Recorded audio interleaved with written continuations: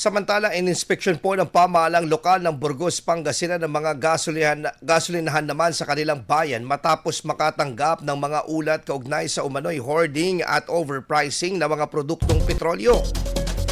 Isinagawa ang monitoring at inspection upang matiyak na sumusunod ang mga gasolinahan sa fuel pricing guidelines ng Department of Energy.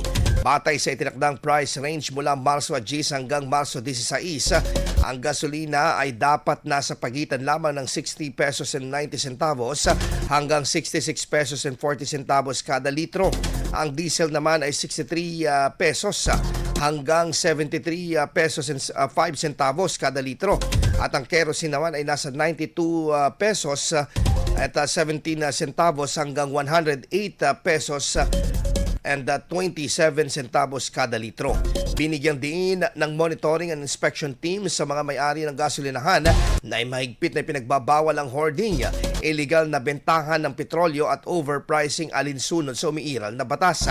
Nagbigay muna ng paunang babala ang mga otoridad sa mga establishmentong lumabag sa regulasyon habang magpapatuloy ang monitoring sa mga susunod na araw upang matiyak na sumusunod sa mga itinakdang presyo. Hinikayat naman ng lokal na pamahalaan ang publiko na i-report ang anumang irregularidad sa pagbentahan ng mga petrolyo upang agad itong maaksyonan. IFM News. IFM News. IFM News.